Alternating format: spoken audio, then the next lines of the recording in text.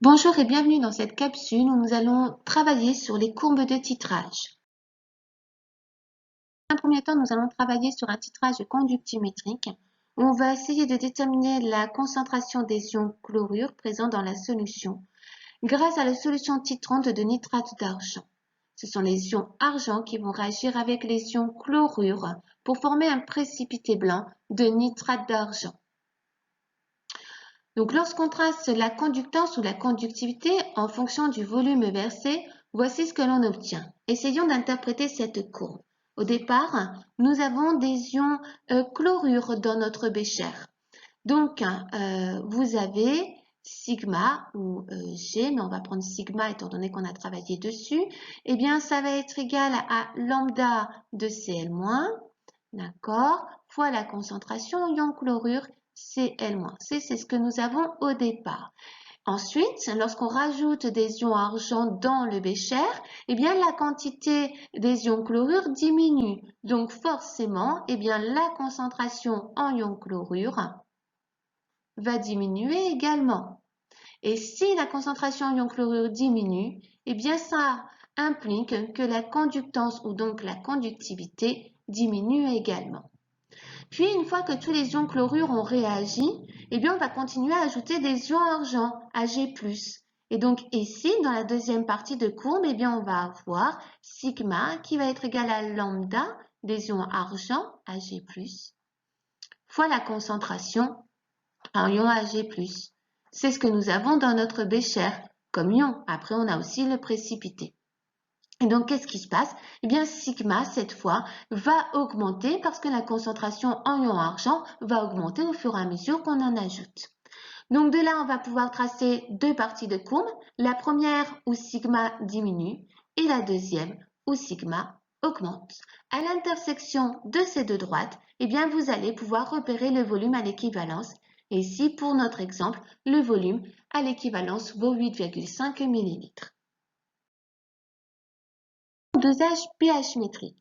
Donc le principe est le même, sauf que là, eh bien, on va mettre dans notre bécher une solution d'acide chlorhydrique, donc contient des ions H+, mais vous savez qu'en solution, en fait, ils vont se mettre en commun avec une molécule d'eau pour former des ions H3O+, et on va les faire réagir avec une base, les ions hydroxydes présents dans la solution d'hydroxyde de sodium. Nous avons donc l'équation présente, donc H3O+, plus H- vont former deux molécules d'eau. Et donc, ensuite, on va pouvoir tracer le pH en fonction du volume versé. On va d'abord travailler avec la méthode des tangentes. Ah, pas mal de choses. Alors, expliquons d'abord la courbe. Donc, la courbe est en noir, donc le pH en fonction du volume versé. Identifions ce qu'il se passe. Au départ, dans notre bécher, nous avons des ions H3O+. H3O+, c'est acide, donc le pH est inférieur à 7. D'accord? On va rajouter des ions hydroxydes. Qu'est-ce qui va se passer? Ben, les ions oxodium vont réagir avec ces ions hydroxydes. La quantité des ions oxodium va donc diminuer. La concentration diminue également. Le pH va donc augmenter. Et au fur et à mesure que l'on ajoute des ions oxonium, eh bien, le pH augmente. Qu'est-ce qui se passe à l'équivalence? Eh bien, l'équivalence, on le remarque très bien. Vous avez ici ce qu'on appelle un saut de pH. Donc, l'équivalence se situe dans cette partie. Comment faire pour déterminer le volume à l'équivalence? Eh bien, on va utiliser la méthode des tangentes comme je vous l'ai dit tout à l'heure. Vous prenez le point P, ici, et vous tracez la tangente à la courbe. Première tangente en rouge, on l'appelle P1. Ensuite, donc c'est la fin du saut de pH.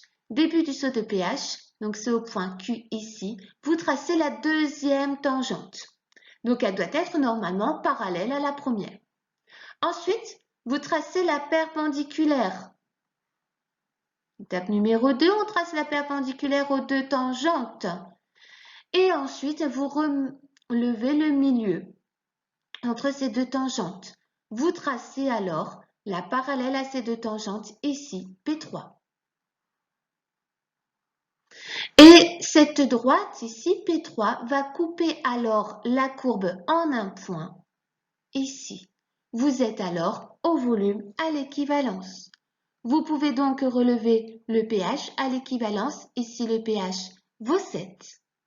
Et vous pouvez relever le volume à l'équivalence, ici le volume vaut 10. Donc voilà pour la première méthode. La deuxième méthode, donc là vous devez utiliser plutôt un logiciel de calcul comme Excel ou comme Regressi.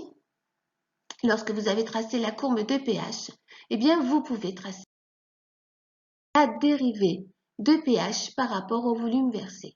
Donc voici la deuxième méthode. Donc le traitement nous donne directement ici un pic. Eh bien vous relevez le pic, donc c'est la dérivée du pH par rapport au volume versé. Et eh bien ce pic, vous pouvez relever ici la valeur du volume à l'équivalence. Ici, c'est 10 ml. Et ensuite, vous allez pouvoir déterminer la concentration de la solution inconnue.